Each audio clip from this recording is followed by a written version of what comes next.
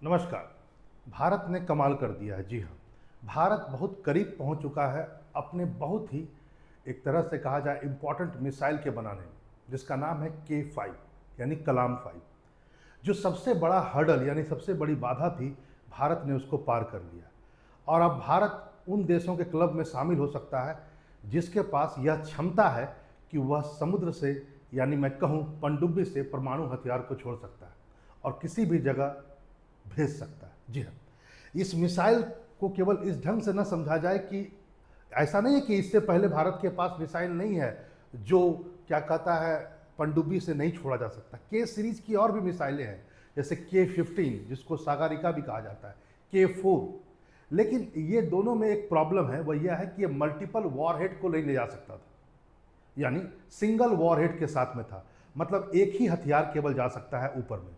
हाँ, दोनों nuclear capable थे, दोनों में एटम बम को लिया जा सकता था, लेकिन उन दोनों की दूरी पहली बात बहुत कम है और दूसरा पॉइंट यह है कि मल्टीपल वॉरहेड नहीं है। अब चूंकि मल्टीपल वॉरहेड नहीं होने के कारण क्या होता है कि एयर डिफेंस सिस्टम उसको खत्म कर सकता है। यदि कोई मान लेते हैं, माना जाता है कि जो K5 है, जिसे का पूरा नाम कहा गया है K5 LBM यानी कि submarine long range ballistic missile, इसमें एक खूबी यह है कि ये एक साथ 6 से लेकर 7 वॉरहेड को एक साथ ले जा सकता है। यानी यदि किसी का डिफेंस सिस्टम हो भी तो वह 1, 2, 3 को इंटरसेप्ट कर सकता है, 6 के 6 को इंटरसेप्ट नहीं कर सकता। और इस परिस्थिति में यदि एक परमाणु बम भी उस देश में या उस क्षेत्र में गिरता है तो अपने आप में बहुत बड़ी बात। लेकिन यहाँ बात इस चीज़ की कि आखिर वह कौन सा हर्डल था, कौन सी बाधा थी जिसको भारत पार कर लिया है और अब भारत बहुत करीब पहुँच चुका है K5 बनाने में। मैं यहाँ पर यह बात कह देता हूँ कि फुल्ली K5 नहीं बना है। जो सबसे बड़ी बाधा जिसको भारत ने पार किया है वह था पॉपअप या मैं कहूँ इजेक्शन ट्रायल, और इसमें भारत सक्सेसफुल रहा इस ट्रायल में। इसमें क्या होता है जरा इसको समझिए।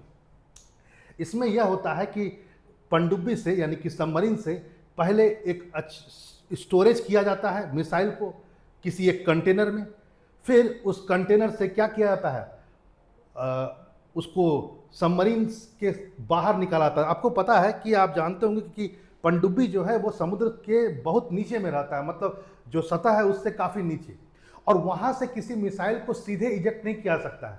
सबसे पहले क्या करना होता है कि उस मिसाइल को किसी अदर फोर्स से पहले समुद्र तल के ऊपर लाना पड़ता है। फिर वो जब बहुत ऊपर चल जाता है, यानी लेवल से एक ऊपर, तब आगे चल करके उसका रॉकेट में जो लगा हुआ बूस्टर और मोटर होता है वह स्टार्ट होता है और तब वह दूर तक ले जाता है। हम इस चीज को पार कर चुके हैं, मतलब हम एक अच्छा कंटेनर बना चुके हैं। वह कंटेनर जिसमें उस बम को या मिसाइल को रखा जा सके सबमरीन के हिसाब से, जो मॉइस्चर न लगे, और दूसरा पॉइंट, हम सेफली तरीके से इसको बाहर निकाल लिए हैं। अब केवल एक फेज बचा हुआ है कि निकलने के बाद उस रॉकेट का मोटर चालू होगा और वह काफ़ी दूर तक जाएगा। वैसे मैं बता देता हूं, यह बहुत सबसे भारी मिसाइल में से एक है। 20 टन के आसपास यह मिसाइल माना जा रहा है K5 को, और इसका रेंज माना जाता है 5000 से 6000 किलोमीटर। यानी यह एक प्रकार से कहा जा सकता है इंटर कॉन्टिनेंटल, अंतर महाद्वीपीय बैलिस्टिक मिसाइल के काफ़ी करीब है, क्योंकि 5000 और 6000 से ऊपर को हम उस कैटेगरी में रखते हैं। लेकिन यदि 8000 हो जाए तो ऑब्वियस है कि इसको माना जाएगा, लेकिन इसलिए सब इसको नियर टू कह रहे हैं इंटर कॉन्टिनेंटल ब्लास्टिंग मिसाइल। देखिए ये बहुत जरूरी था प्रोसेस। देखो, इजेक्शन सबमरीन नीचे होता है, यदि इजेक्शन में यानी बाहर निकालने के क्रम में जब आप इसको यूज कर रहे होंगे तो बाहर निकालने क्रम में यदि किसी भी प्रकार की गड़बड़ी होगी तो एट लास्ट हो सकता है कि सबमरीन में ही एक्सप्लोजन हो जाए और पूरा का पूरा सबमरीन अपने क्रू के साथ समाप्त हो जाए। इस ट्रायल को भारत ने समाप्त किया। इजेक्शन ट्रायल में दो चीज़ों का सबसे बड़ा रोल है और उस दोनों हर्डल, जो दो प्रोसेस हैं, उसको भारत ने सेफली पूरा किया। एक था कैस्टनर सिस्टम और दूसरा है गैस इजेक्शन मैकेनिज्म। क्या है दोनों जरा समझिए। सबसे पहले भारत ने, कैस्टनर बोला जाता है एक प्रकार से स्टोरेज कैपेसिटी को, स्टोर को, कंटेनर समझो, टैंक टाइप का, कंटेनर टाइप का, इस टाइप का। तो भारत ने सबसे पहले एक कंटेनर बनाया जो काफ़ी मजबूत हो, जिसके अंदर हम उस मिसाइल को रख सकें। मजबूती सिर्फ नहीं देखना है, देखना यह भी है, जरा इसको समझिए, कि ऐसा कंटेनर हो जो अच्छा से ट्रांसपोर्ट हो सके, क्योंकि देखो मिसाइल सबमरीन में नहीं बनता है, मिसाइल कोस्टल एरिया में नहीं बनता है, मिसाइल हो सकता है बहुत दूर बने, लेकिन एक बार जब उस कंटेनर को हम बना लेते हैं तो ऐसा कंटेनर हो जो अच्छा से ट्रांसपोर्ट हो सके और ट्रांसपोर्ट में भी इजी हो और वह अच्छा से सबमरीन में जाकर के लग भी सके। ऐसा ना हो कि फिर उसको निकालना पड़े, फिर दूसरा नहीं नहीं, ऐसा प्रोसेस पॉसिबल ही नहीं है। तो भारत ने एक ऐसा कंटेनर बनाया जिसमें अच्छा से ट्रांसपोर्ट हो सके और उसी कंटेनर को फिर इसमें रख दिया जाएगा। इस जो कैशनर होता है इसमें क्या क्या होता है जरा इसको समझिए। एक तो ये बहुत सील बंद होता है, बहुत स्ट्रांग होता है, मिसाइल में किसी भी प्रकार का कोई दिक्कत नहीं हो सकता है। और इसको समझिए, इसमें गाइड रेल भी होता है। गाइड रेल का मतलब यह हुआ कि जब मिसाइल उस कंटेनर से आगे निकले तो वह जिस दिशा में छोड़ा जा रहा हो उसी दिशा में वह जाए, मतलब थोड़ा दूर तक ये गाइड करता है। यदि आप मान लो यदि किसी इससे आप मिसाइल निकाल रहे हो, यदि यहाँ पर कुछ खराबी हो जाए तो हो सकता है ये ऐसे चल जाएगा या इधर चल जाएगा, लेकिन ये गाइड रेल क्या करता है, एकदम सीधा इसको निकालता है। तो ये सब इसमें लगा हुआ होता है इस कैस्टनर में। भारत ने पहले इसको बनाया और इसका प्रॉपर यूज किया गया इस पहले वाले प्रयोग में, जिसको कहते हैं इजेक्शन ट्रायल, जो सबसे ज्यादा हर्डल था, जो सबसे बड़ी बाधा थी भारत को वहां तक पहुंचने में। तो भारत ने पहले इसको बनाया।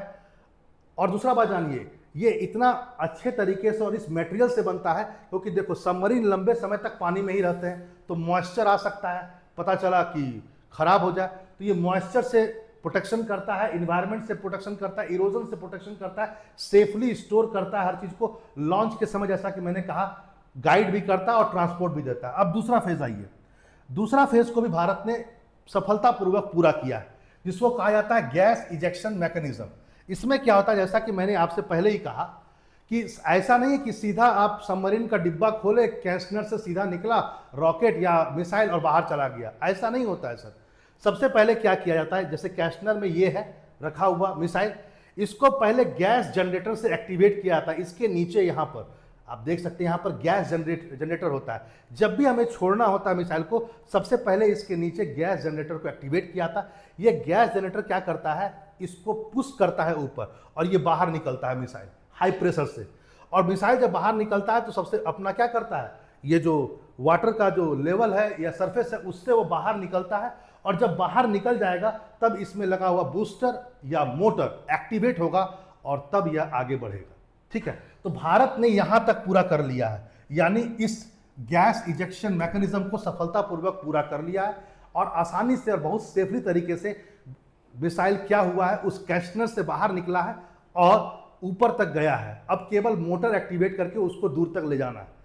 इसमें आप इसको समझ सकते हैं कि जितने भी देश ने इसको बनाया है इस टाइप के चीज़ों को, वो कई असफलताओं के बाद वहाँ तक पहुँचे हैं।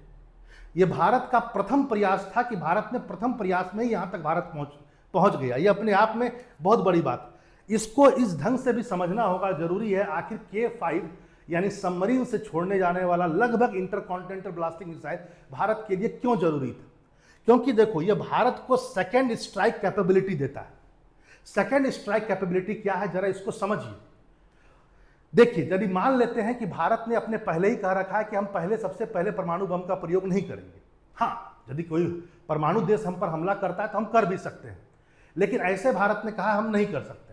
लेकिन मान लीजिए भारत तैयार हो रहा हो और तब तक किसी देश ने भारत पर परमाणु बम से अटैक कर दिया, तो क्या उसके बाद भारत की क्षमता होगी कि भारत रिटेलिएट कर सके, जवाबी कार्रवाई कर सके? क्योंकि परमाणु बम कितना घातक होता है हिरोशिमा और नागासाकी बता चुका। लेकिन यहां पर क्या है कि यदि किसी विश्व के देश के पास में यह कैपेबिलिटी हो कि वो समुद्र से भी छोड़ सकता हो किस चीज को, परमाणु बम को, तो इसी को बोला जाता है सेकेंड स्ट्राइक कैपेबिलिटी। क्योंकि देख लीजिए, आप किसी की धरती पर यदि गिराते हैं तो सबमरीन उस कोस्टल एरिया से काफी दूर होता है, और यदि उस देश के पास ये ताकत हो कि वह समुद्र से भी छोड़ सकता है परमाणु बम को, तो इसका मतलब सिंपल है कि भारत अब बहुत करीब आ चुका है सेकेंड स्ट्राइक कैपेबिलिटी के। मतलब कोई देश परमाणु हथियार से भारत पर हमला करने की कोशिश नहीं करेगा ये सोचकर कि चलो भाई परमाणु हथियार मैंने गिरा दिया, अब भारत क्या कर लेगा। नहीं सर, भारत समुद्र से मार देगा, क्योंकि ये सबसे सेफेस्ट माना जाता है। क्योंकि जो सबमरीन होते हैं उसके लोकेशन को पता लगा पाना बहुत कठिन है, वह समुद्र के डीप में छुपा हुआ होता है। रेडार भी वहाँ तक जल्दी पहुँच नहीं पाता है, और यदि वहाँ से कोई परमाणु बम निकला तो शायद आप उसे रोक नहीं पाएंगे। यानी कोई भी देश यह अब नहीं हिमाकत कर सकता है कि हम फर्स्ट स्ट्राइक कर दें, लेकिन इस क्षमता के बगैर उसमें यह हिमाकत थी, वो कर सकता था, और भारत ने इस कैपेबिलिटी को भी, यानी इस दुविधा को भी समाप्त कर दिया, यानी द बिगेस्ट डेटरेंस।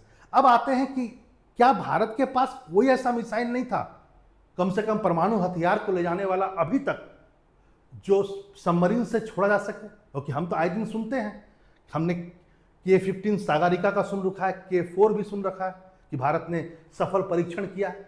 सर देखिए, मैंने जैसा कहा कि ये सब भी पहले किया जा चुका था, लेकिन K-15 जिसको सागरिका कहते हैं वो महज 750 किलोमीटर है, यानी आप केवल अपने कोस्टल एरिया को ही डिफेंड कर सकते हैं। और दूसरा पॉइंट, यदि किसी देश पर अटैक करना हो तो भैया उसके कोस्ट तक जाना पड़ेगा, एकदम करीब पहुंचना पड़ेगा, ये बहुत रिस्की है। या और दूसरा पॉइंट, ये पॉसिबल नहीं था, लेकिन हाँ ये भी न्यूक्लियर वेपन को ले जा सकता है। आगे आइए K-4 माना जाता है 3500 किलोमीटर, यह केवल रीजनल प्रोटेक्शन दे सकता है, आसपास के क्षेत्रों के लिए प्रोटेक्शन दे सकता है, इस मायने में यह है।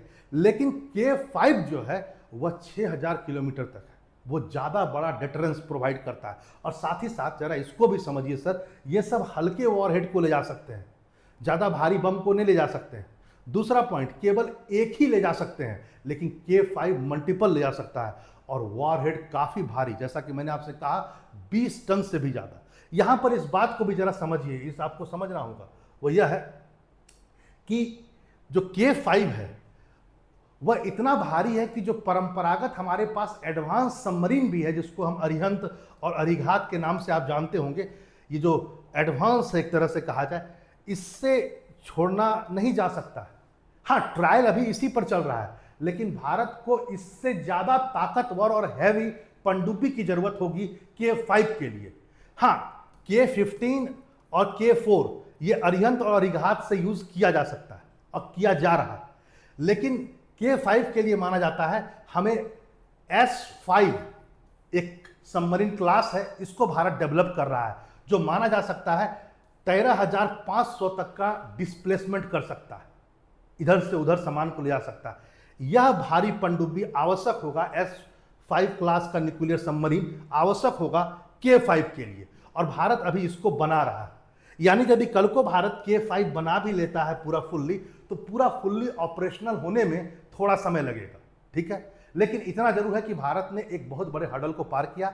अब भारत को सिंपल क्या करना है, उसको निकालने के बाद एक्चुअल में अब उस रॉकेट को, मोटर को एक्टिवेट करना है, और उसको नेविगेशन सिस्टम को देखना है, और रेंज को डिटेक्ट करना है कि जो हमने 5000 से 6000 सोचा है, क्या वहां तक वह गया है या नहीं गया। लेकिन जो मेजर हर्डल था वो पार हो गया। यहाँ पर इस बात को भी समझिए, मैंने बोला ये टेक्नोलॉजी इतना एडवांस है, इतना हार्ड है, मैं एक तरह से कॉम्प्लेक्स है, कि रसिया को भी बहुत दिन लगा इसको प्राप्त करने में। रसिया का RSM-56 बुलावा, ये एक न्यूक्लियर सबमरीन मिसाइल है, इंटरकॉन्टिनेंटल है, ब्लास्टिक मिसाइल 6000 से ऊपर किलोमीटर का है, लेकिन माना जाता है कि रसिया भी कितने फेल होने के बाद इसको प्राप्त किया।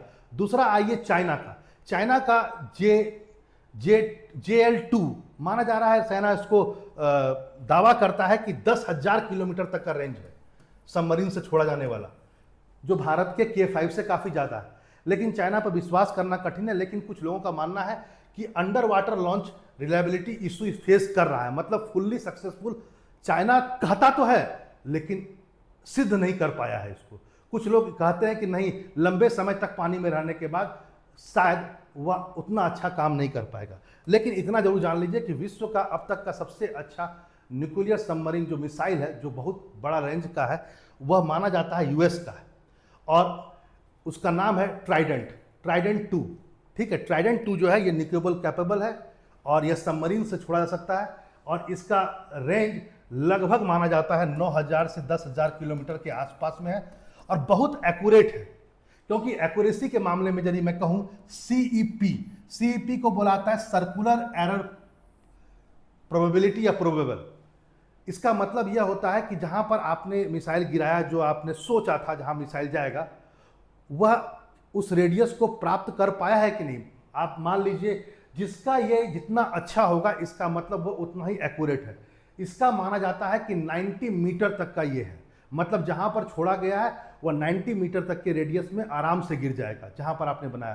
तो ये बहुत एक्यूरेट माना जाता है, इसका CEP बहुत अच्छा माना जाता है, बहुत लो है, यानी एरर होने की संभावना बहुत कम है। कुछ लोग बोलते हैं कि 50 मीटर तक है, लेकिन जो लिखित आ रहा है वो 90 मीटर तक है। भारत को अभी देखना होगा कि भारत ने लॉन्च तो किया नहीं है, जब भारत उसको मोटर चला करके उस रेंज को प्राप्त करेगा तब भारत का CEP डिसाइड किया जाएगा कि भारत कितने CEP को प्राप्त किया। लेकिन इतना जरूर है कि भारत अब उस क्लब में शामिल होने वाला है जिस क्लब में US, रसिया और चाइना भी है। ठीक है, वैसे कुछ लोग कहते हैं कि फ्रांस भी इस ढंग का मैकेनिज्म को प्राप्त कर लिया है, इस ढंग के मशीन को प्राप्त कर लिया।